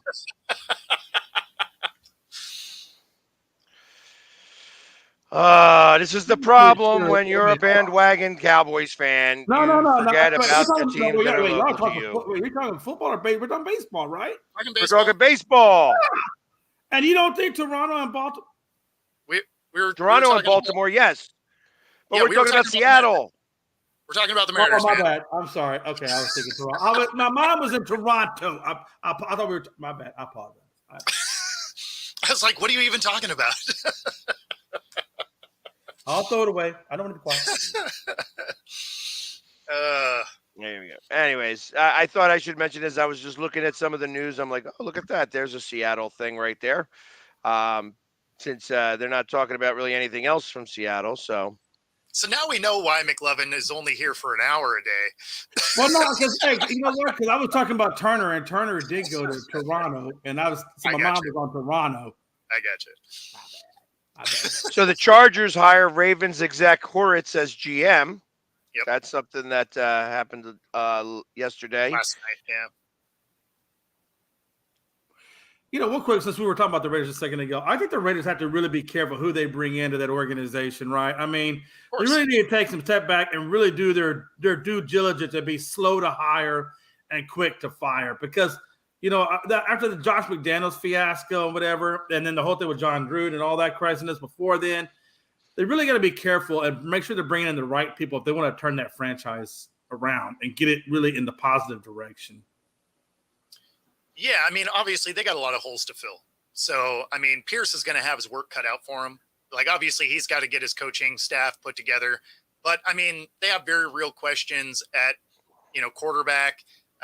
You know, they got questions really all over the roster. I mean, that's a team that needs a lot of things. So I don't foresee them coming out and being overly competitive. You know, they'll be okay. Right. They'll probably be just right. They'll be a sub 500 team. They'll be close to 500 like that. That's the caliber of team that is. Yeah. Got you. Well, and as I keep looking at the news and stuff like that, because we didn't get to do really any news stories from yesterday. Actually, it came out after our show that Omenu, as I'm saying it, Charles Omenu. Maybe I'm saying his name wrong. I'm killing it. The defensive end tore his ACL versus the Ravens. What kind of loss is that going to be for them? Now, I know that they are very deep in defensive end for the Chiefs. That's a shame because obviously he's not going there, but they have 1, 2, 3, 4, 5 other defensive ends to take his place on that roster. But he was actually having a really good season. I think he had 8 sacks, 2 turnovers, and such like that. So, I mean, he was doing pretty well. And obviously, I think he was part of the strip sack of Jackson on that play. I think he actually got injured on that play, the strip sack. So, 7 sacks, 28 tackles, and 11 regular season games. So he was hurt earlier in the season, and now he's got an ACL. Think that will affect the Chiefs in any way? I mean, it's not great, but I don't think ultimately it's going to make that big of a difference for him. I mean, they got a really good defense. They're deep at a lot of positions. Like, I think they'll be all right. I mean, Mike Dana's. I mean, I was just looking at him to see there. I guess he's going to take over the spot. He's got 6.5 sacks and 32 solo tackles. I guess we're going to have to wait and see. I mean, I think anytime you lose your main guy, your starter, especially on the end level, that does tend to hurt you a little bit. But sometimes, in the case of Trayvon Diggs, when he went down, I wasn't sure what we were going to get out of Blam, and then Blam goes out and blows up. So this could be a situation for Dana where he comes out. This is an opportunity to shine and one of the biggest stage or the biggest stage of your sport. So, either you sink or swim, and we want to make your name, and this could be a name making opportunity for him. So next man up, let's go. Yeah, there will never be more cameras on what it is you do than there is. Yeah, I mean, this is it. If you want to get that Quan, if you want to get that next big paycheck, this is where it starts. Yep. I love that he keeps quoting Jerry Maguire. I know exactly right. Show me the money. He keeps quoting Jerry Maguire over there. Show me the Quan. Quan's my word. Stop using my word. Here's another story that I have to mention here that we talked about. I think it was yesterday. Chiefs coach Andy Reid denied providing inaccurate injury information about Kadarius Toney on Monday, and says that he will remain with the team. Well, obviously, he's been on the injury report. That part is not made up by any means. When asked about the post on a Zoom call, he's been working through some things, and he'll be back out there. He also had the birth of his daughter. So, yeah, and what's back out there mean? Means he's going to suit up? Well, I hope he gets something on them gloves to hold on to the ball. I mean, you don't think he's going to get much playing time. He hasn't really played in the playoffs, right? Yeah. And, I mean, when he was playing during the regular season, he was kind of a liability most of the time. So you have to imagine that back out there just means he's back with the team, not necessarily actually getting some play time. So, and then from there, he had a 1-year deal anyway, right? So I would bet that he's probably not with the team next season. Yeah. I mean, if you're Andy Reid, if he does suit up, let him suit up. What do you tell him? Hey, just sit on the bench, stay hydrated. Everybody on this team is good to go. We don't need you. I mean, that's what I'm telling him. Look, just stay out there, look nice and pretty. Just be pretty. Maybe they just treat him like the replacements. They put the stickum all over his hands, and they just wait for him to get kicked out of the game. And maybe he gets a couple of catches before they boot him out. Hey, well, he got a touchdown in the Super Bowl last year. Yep. So, who knows? Maybe he just shows up, in the biggest game. That's it. Actually, and Reid says he'll be back out there, and we'll see how he does. So, I don't think that's a Yeah, that's not a confident type of thing. So it's just like, And if all I'm right, Andy Reid, maybe. I'm like, look, I got Rice, I got Scantling, I got all the people that I need right now. We're moding. Patrick's happy, everybody's happy. Kelsey's playing great. No, we're not gonna mess with the recipe that got us to the Super Bowl because you want to decide. No, we're good. Just sit there on the bench, drink a little water. We're good. Well, the way he lost his mind on Instagram was priceless. Like it I took me a find few that funny. times listening to it to actually even figure out what he was saying. He was that angry. Yeah, it was funny. I listened to it the first time and I'm like, okay, so he's calling him a liar and that he's not hurt. So then you listen back and you're like, okay, I'm starting to piece a little more together. But at the end of the day, I mean, he's just like, yeah, they were lying. I'm not hurt.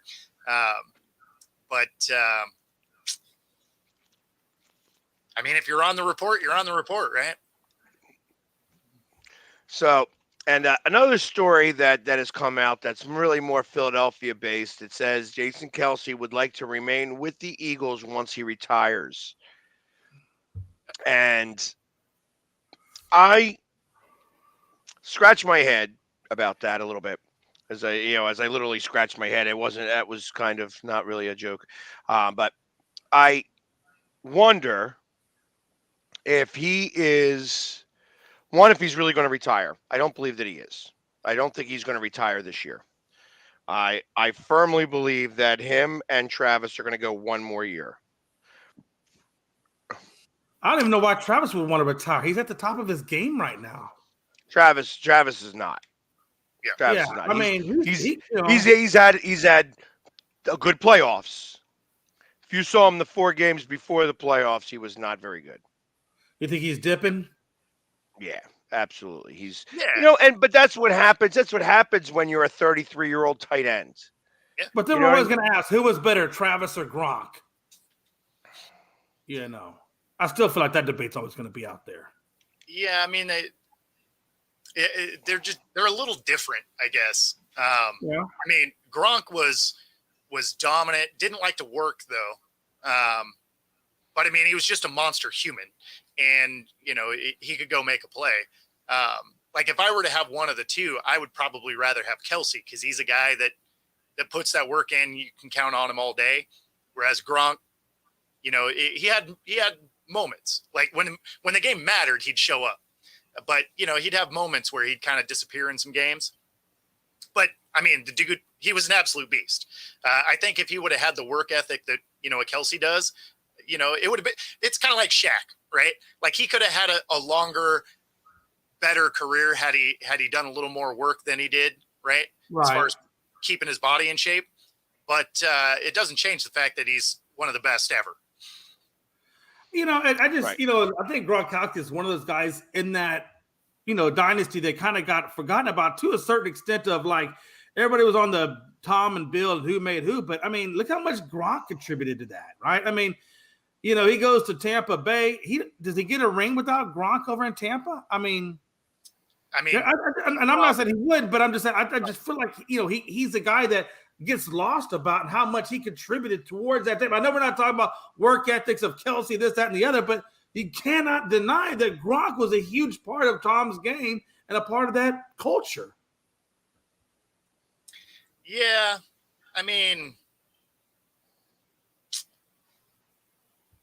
I don't know. He had some pretty dominant other tight ends through the years as well, though, even before Gronk got there. So, yeah, but they weren't. I mean, I think of what is it? It's not Gonzalez, is it? Was it Tony Gonzalez? Not Gonzalez. Yeah, they had Anthony. Was it Anthony? He was the one that killed himself in prison. Yes. Yeah, he had him for a little bit. Well, and that's the thing. Like Aaron Hernandez was an absolute Aaron beast. Hernandez, thank you. Like he was an absolute beast. Now he was dumb and did some things that, right after he got his huge payday, he threw it all away. But I mean, he was probably the most dominant tight end in the league at that time, right? So it's not like he hasn't played with one, for most of his career, really. So yeah, that's a shame for him, because truth of the matter is that he was one of those guys who couldn't look at himself in the mirror. Yeah. Yeah, that's what his problem was. He couldn't appreciate who he was just by himself. He did not like the fact that who he was in general, and that's what caused all of his mental issues. Caused the problem in the first place, and it's a shame. I remember when that occurred. When all of that happened, like he spoke to Bill, and Bill said, "I'm sorry, we can't stand behind you here," and they dropped him from the team like that. Like it was like, good luck. I mean, you had to. Yeah. I mean, he definitely carried that past lifestyle with him into the NFL. He never quite separated away from it. And like you said, when you had mental issues, and then you had the wrong crowd of people around you. That's the thing is he had a lot of issues. Yeah, no, he leaned into that, regardless of how successful or how much money or any of that. He couldn't let that part of his life go. No, that wasn't the problem. That wasn't the problem. No, it went a little bit beyond that. It's unfortunate, and I would agree but with it's you. The thug lifestyle. The thug lifestyle, I think, ultimately is what had him kill his friends. Yeah, but ultimately it was he couldn't deal with the fact of who he was, and who he was. It's just a cocktail in the mirror. Man. It's a cocktail. It was a cocktail of a lot of things, right? Unfortunately, and all of them bad. Unfortunately. I mean, let's be honest. Actually, it wasn't bad. It wasn't bad. It wasn't bad. He just couldn't deal with it. He couldn't deal with it. He was gay. He was gay, and he couldn't deal with it. That's why he killed that guy. The guy wanted to come out and out him, and he killed him instead. And then ultimately, they were messing with him in jail about it, and it became too much. The mental capacity of it became too much, and he killed himself. Well, yeah, I think that all goes along with he just didn't have a good support system around him either, helping him out. Correct. Somebody That you is can talk correct. to. I mean, it's true. When you're going through things in life and you don't have a good support system, everything else around you can compound what you're already, like you said, what you're already dealing with, where the thug lifestyle, things like that. That's what we're talking about, compounding, right? And absolutely. He made some really bad choices, obviously. That's correct. And ultimately, rather than getting the help that he may have needed at the time, saying, "Hey, I'm about to do something really ridiculous," because the NFL has got the number to call.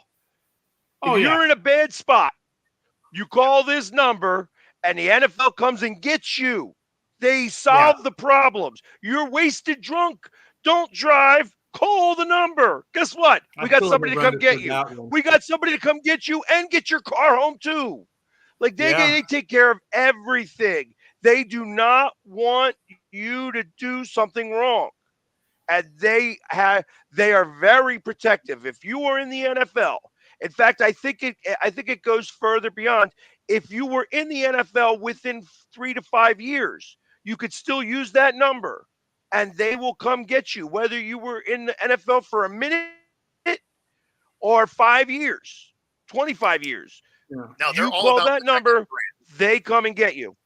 Yep. But that's what blows my mind. They have, if you play in the professional sports like that, the resources that are at your fingertips was what Pags is talking about. The resources that they give you at your fingertips, I still sometimes have a hard time understanding why they get themselves in the things that they get themselves into, right?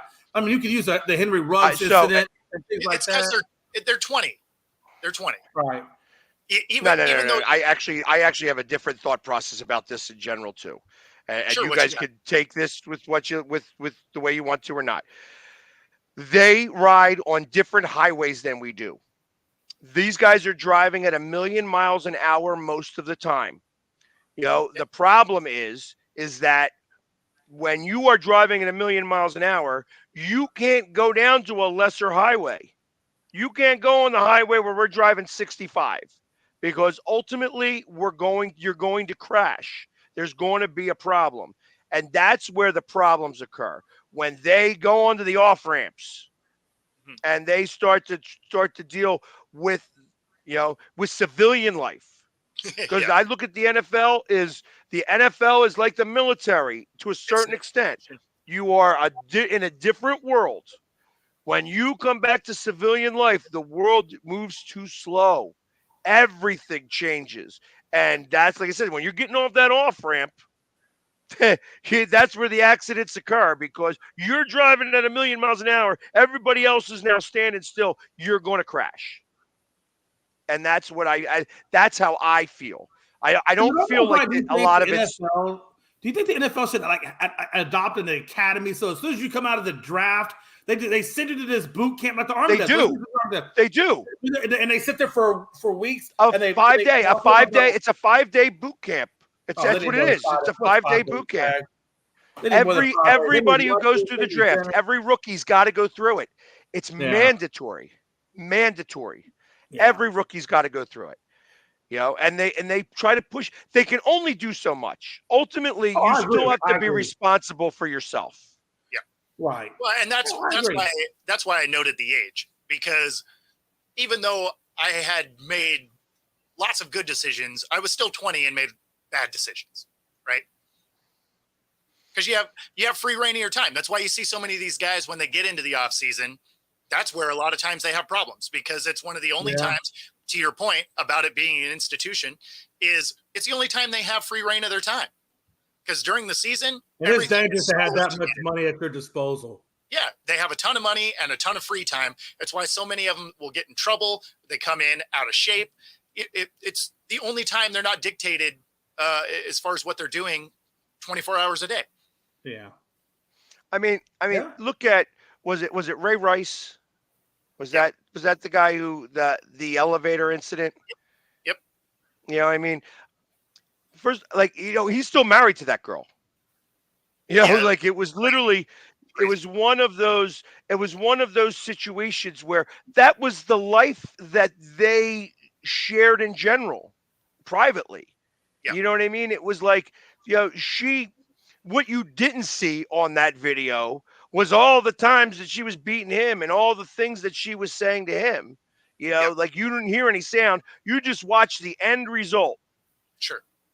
And ultimately, and like I said, he hit her, and that you can't do that. You just cannot do that at all. But, but that was the lifestyle that they were accustomed to. So again, now they're in the real world where cameras are everywhere. I mean, literally. That's the thing too, right? We're yanking kids up out of situations in their life where they don't come from anything, and then ultimately, within a blink of an eye, you give them everything, and they just don't know how to handle that lifestyle. Because they're not educated to handle that lifestyle because they didn't come from it. Right? Well, that's the purpose. That's the purpose of the NIL.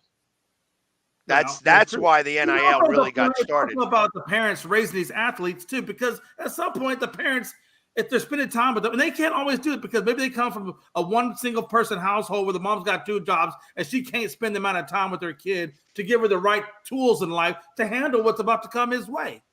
So for every Latrell Sprewell, for every meta world peace, you have a Kobe Bryant. You know what I mean? Kobe Bryant came from great family. He had a great family background. And ultimately, same thing with Tiger Woods. Great family background. Ultimately, there's always going to be something. There's always going to be something. Right.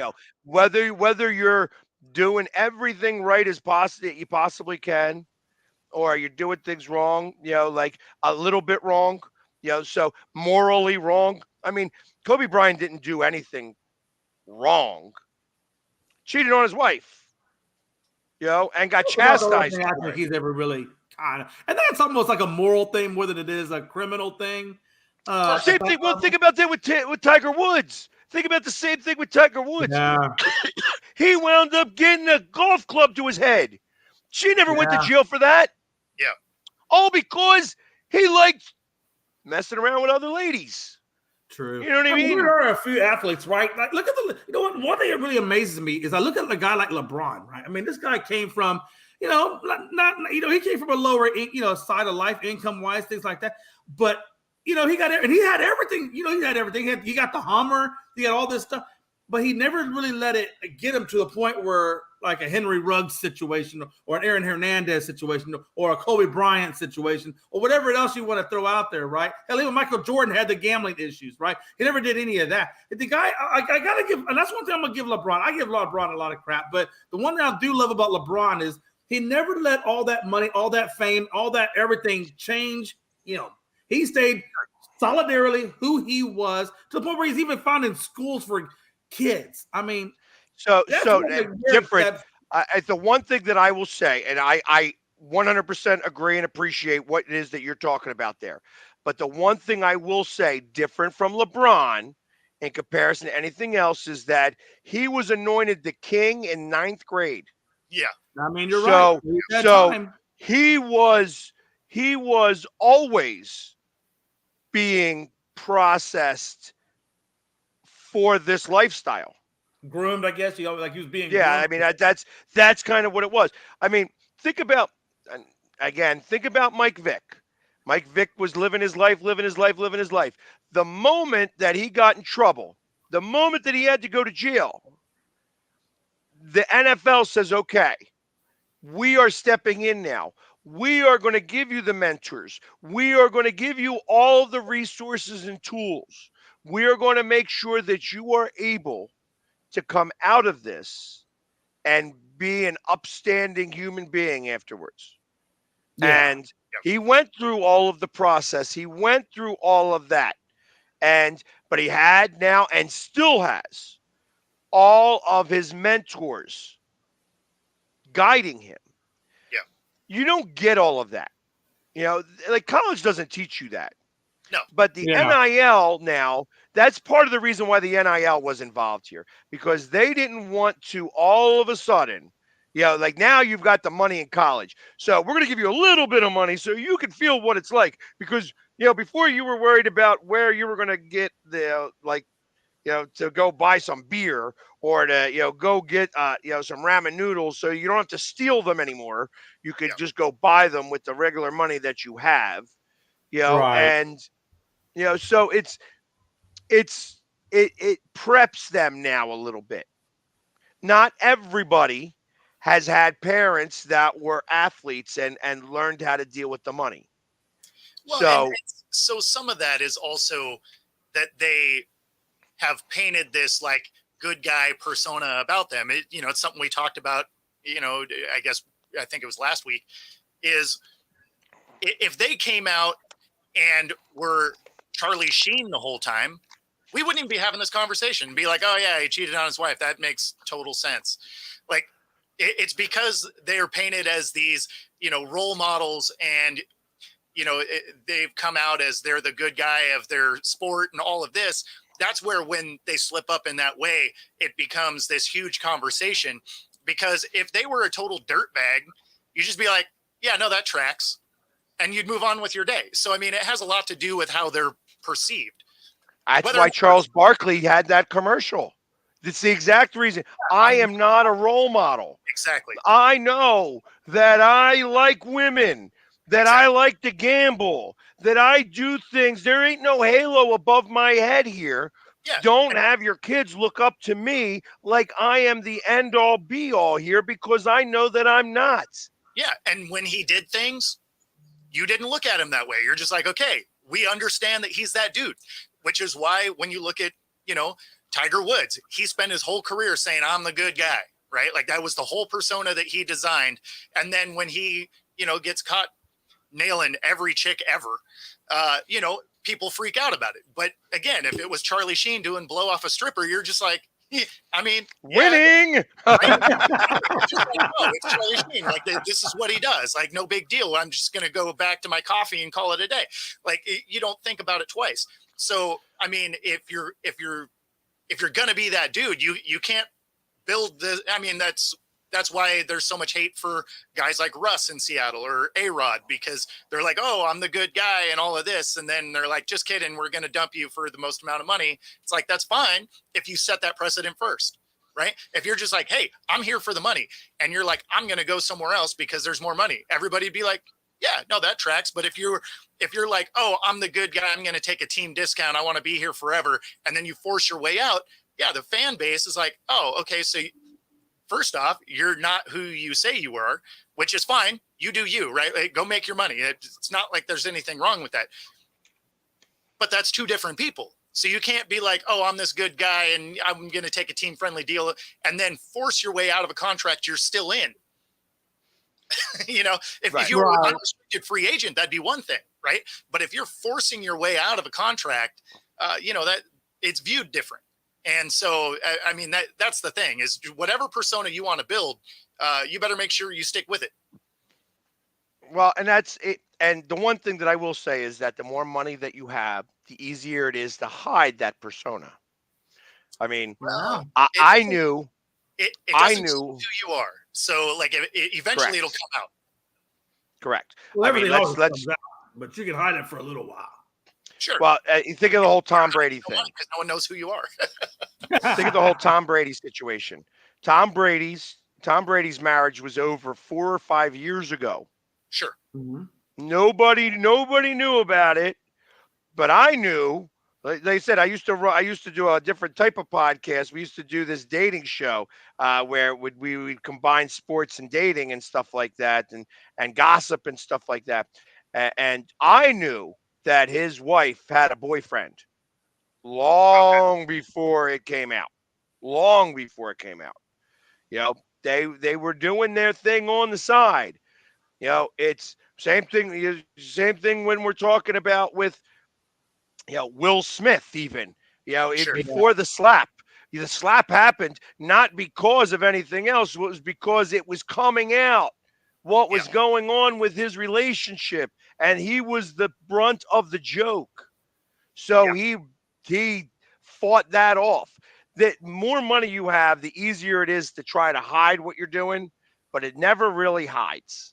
That's the problem. It doesn't hide. All it does is build it. Right? Like it would be better if it got out earlier. Or delay it. Well, no, the problem is it delays it. So it becomes a bigger story when it finally lands. Oh, yeah. Like, it'd be better if it just came out earlier and people would be like, oh, okay, whatever. And then it blows away as opposed to continues to build into this huge thing and then it drops. Right. It's like a woman with a pimple. Only so much foundation you can put on there before you see it. I mean, I guess that analogy works. Sure. Yeah, see? I don't know where that came from, but I mean, all right. But I guess it's accurate. Somewhere in the mix of that, it's like, whatever. But anyways, I kind of lost what we were talking about. We were talking about, we went all across the gamut here. Again, this is the type of stuff that you get. No other show will give you this. Coast to Coast is where you could get all your gossip on everybody that you want to hear about. We got it all right here. We get calls into the show telling us what's happening. People watching thought it was coast to coast, like physical coast, and it's actually coast to coast. You're just traveling all over the place in the conversation. Exactly. Coast to coast with a stop in the Midwest. Let's go. That's the station identification. It's where people start tuning out. Like,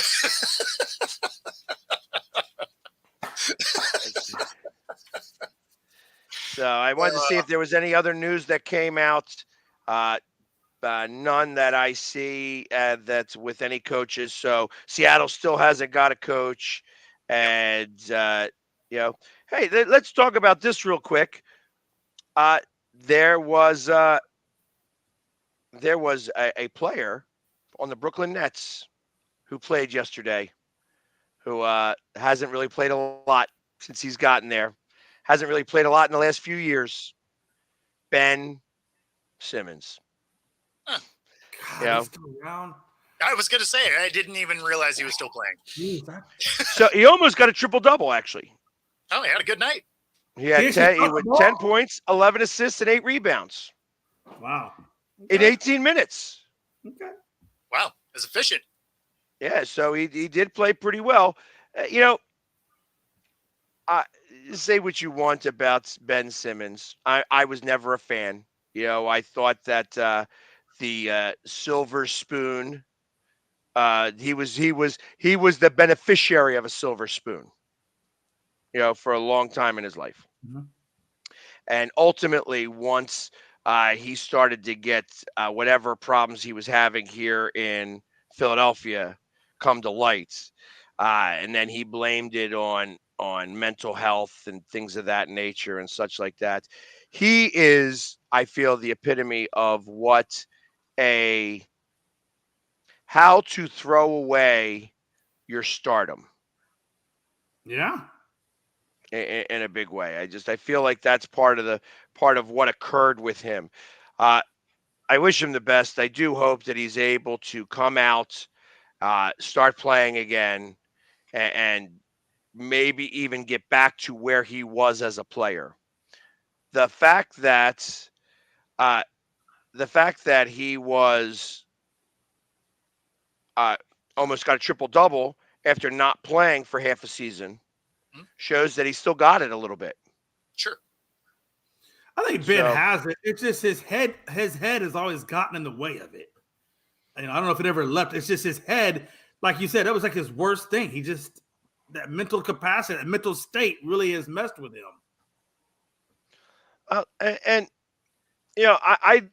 It's so hard to be able to say, okay, that was a mental issue. You have a mental block that's going on. Right. That's what's occurring. Or that you have, you just have a problem with your self-esteem. Right. That's what it comes down to. Your self-esteem, you can't take the hits to your self-esteem. So you have to be padded from that. Yeah. This is part of the culture that's built around the world right now with kids, right?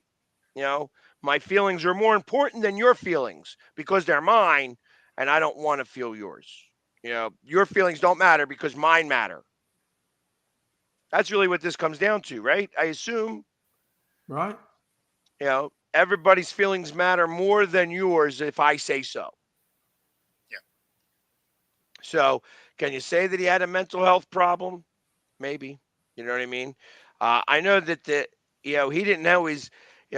Although I keep saying that he had the silver spoon, his family life is a little tumultuous.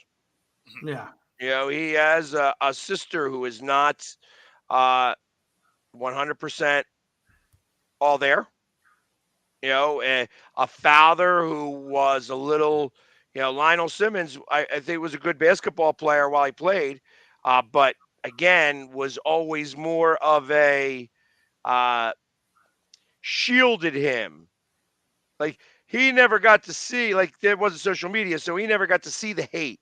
He never got to see the bad stuff and always pulled himself out of those situations. Like when he was with LSU and he didn't play in the tournament because he didn't want to look bad in the tournament.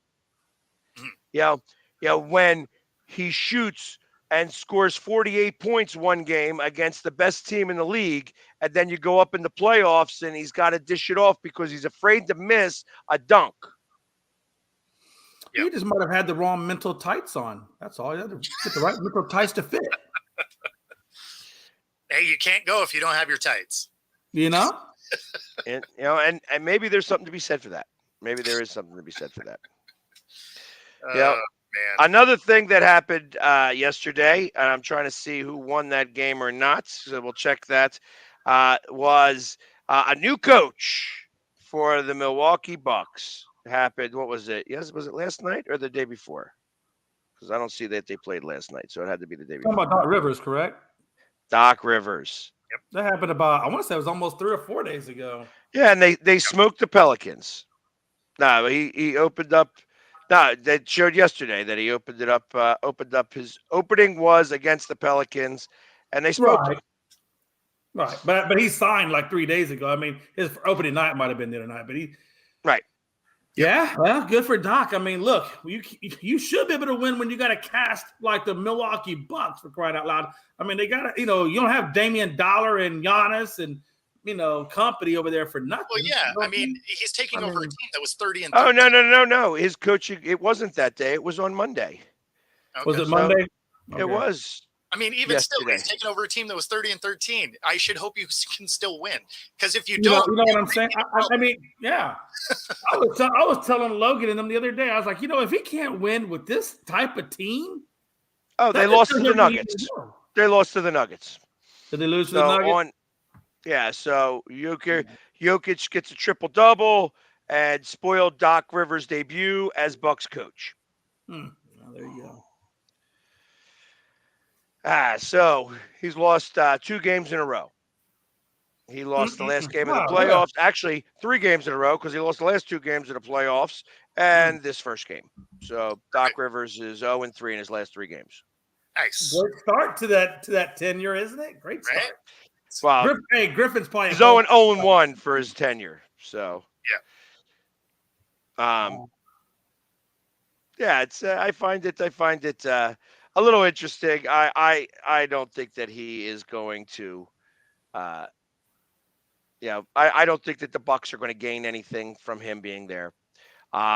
He may be a good person in general. I just don't think he's a very good coach. Yeah, that's what I was thinking. I was like, you let go of Budenholzer to bring in Griffin, only to bring in Doc Rivers, who doesn't have a great playoff record, honestly. I mean, you'd have been better off just staying with Budenholzer that you won a championship with. Now you got to pay 3 coaches for the next, 2 to 3 years. Good job. And Giannis says he has complete confidence in the Milwaukee Brass. Good job.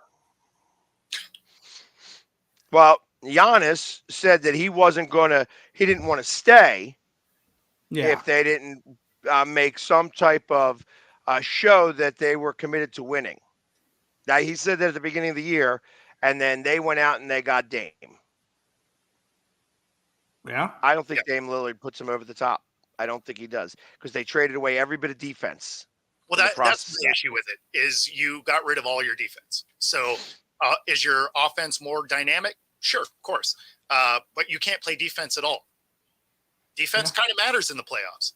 Like you may dominate in the regular season because people don't want to play that hard and people are taking time off. And, it's just the NBA that we have today. But are you suggesting load management, Bo? Yeah, no, it's the worst. So, but once you get into playoffs, all of a sudden defense starts to matter. Yeah. Yeah. Yeah, I guess so. And the other thing that I see on the news portion of this is that they're going to investigate whether Joel Embiid's really got an injury or not. Joel Embiid. When does he not have an injury? I mean, seriously. I mean, do we even care about this guy? He always has injuries. No, I mean, again, we talked about this a while back. He has great games. There's no doubt about it. But, real, not real, but he always has injuries. Like this guy is always injury prone. I mean, that's AD too. AD is the same thing. Oh, trust me, that's a whole nother conversation. I'm right there with you. But how are we talking MVP? And this guy's missing like half the season. What are you talking about? They keep talking about AD like he's supposed to be the face of the league, and he can't make it through. Oh, I get that too. Yeah, I get that too, and I just laugh that's every time just I the see NBA it. we have today. Yeah, every time I see that, I just okay. It is what it is. Real quick question. I know we're getting low on time. I want to ask you guys this earlier. Going back real quick to Andy Reid. Now that he's got 2 Super Bowls, possibly he could get a third. Do you think that he will try to see if he can match New England, or do you think he's going to call it quits? No, you're not calling it. You're not calling it quits when you can potentially, like, if let's assume they're going to win, right? Like, hypothetically, they win this Super Bowl. Even if you were thinking about quitting, you can't. You have to come back and see if you can be the only coach to three-peat ever. I get that. But I have seen out there rumors and stuff like that, small little things where they were hinting at possibly, Andy Reid was going to retire if he won the Super Bowl. And that's why I was asking, do you think he will try to see if he can come close to Bill Belichick's 6 rings? No, I don't think he does that, but you have to try and compete if you can. But how long do you recommend, or how long, let's say he gets the Super Bowl, how much longer do you think he goes? 2 years. Yeah, that's what I was saying. About 2 years. And that it works one of 2 ways. 1 year, he three-peats. You three-peat, you leave. Yep. 2 years, you lose the three-peats, you come back, you win 1 more year, and you roll. Yep. 3 and 4 years, Actually, 3 and 4 years and 4 and 6 years. That's Belichick-esque. That's Belichick-esque, right? Yeah. Plus, absolutely. No, absolutely. Plus, he goes to a Super Bowl with multiple teams. I mean, he didn't win, but he had already gone to a couple already. So, his resume is stacked. I mean, he's going to be a first-time, ballot. I mean, that's a given. But I mean, even more than that, I mean, we're talking legacy. We're talking bigger than the Hall of Fame. I mean, we're talking like serious legacy numbers. Yeah, and I think that he's been to more conference championships than anybody else. Correct, as a head coach, including Belichick. Yes. Yeah, right. I mean, because he's been to 11. Okay. He's been to 4 with the Eagles. Yep. Actually, is it 4 or 5? It was 3 in a row, and then the third one is 4. It was 4 in a row. 2001, 2, 3, 4. Yeah, okay. 1, 2, 3, 4, and then 8. Yeah, because he went to 5 with the Eagles. Okay, and then he's. I'm maybe messing that up, and then he's been in 6 in a row. Yeah. Yep. So that's impressive. I mean, seriously, that's impressive to get back that many times. For sure. Yeah, I mean, he definitely goes down as one of the greatest all time. There's no doubt. And hey, listen, let's be for real. He's not quitting coaching to go spend time with his family. You know what I mean? Yeah. I think he coaches forever. I don't know that he retires. How old is he? I think he would be. Is he what, 68? I think he's got to be 72, 73. No, he's not as old as the other guys. How old is Andy Reid? I think he's late 60s. 65 years old. 65. 65. Oh, he's only 65? His birthday is March 19th, 1958. So the real question is does he want to go to the booth? Like, has he had enough of the coaching aspect? Right? Like that ultimately is going to be what determines him leaving, because it's not like they're going to want him to go. Like, all he's done is win. So it's not like the team's trying to force him out. So it's just going to be whether or not he's just tired of coaching. Yeah. And I always thought that Tara. Initially, I thought that Tara Reid was his daughter. Yeah, but it's not. You know what's interesting though? I think I used to have a thing for Tara Reid. Till Sharknado. I think when you're Andy, he's having such a good time out there. Honestly, I think he's having the time of his life with guys like Kelsey and you know what I'm talking about, man. Give me the quarterback. Patrick Mahomes. Thank you, my Brian. I think he's having such a good time. My brain goes. I think he's having such a good time on this team. Like, he really, I think, is enjoying his time on this team enough where I think he doesn't care. I think he wants to be in this environment that he's created with the other guys. Well, not only that, I think that you're seeing more of his personality now too. For sure. In these commercials. Absolutely. No, it seems like he's enjoying it. If he is trying to, if he's really thinking about calling it a day, I think it'll be when his nucleus has to start getting ripped apart, right? I when agree. Kelsey retires and he starts losing other key pieces, I think that'll be, if he was going to do it, that would be the time. It'll be do I want to move into the, the second part of the Mahomes era where you're paying him a lot of money and now you're starting to try and backfill holes, as because that'll be a thing. Yeah, no, I agree with you. And I firmly believe, like I said, that this is all going to be a matter of timing, that Kelsey is going to retire the moment that Taylor Swift gives birth, because he's going to be the stay-at-home dad. Yeah. That's a real thing. I think he's going to be the stay-at-home dad. I mean, that was a good way to button up the show, is close it out with some Taylor Swift baby talk. Exactly. Oh, there has been some ingeniousness on this show today. You see how we wrapped up the first part of the show with the end of the show? It's just great. It's good stuff. That's right. We started with tights. We end with Taylor Swift. Thanks for tuning in. Hey, everybody! Thanks for hanging with us today. A lot of messages, a lot of different things that were going on today. Tomorrow, we may not get Jay for the whole hour, but we will be back here for the whole 2 hours. But we will be back here again, same bat time, same bat channel. Everybody, thank you for hanging with us, and we'll talk to you guys tomorrow. Take care. Take it easy, guys. I want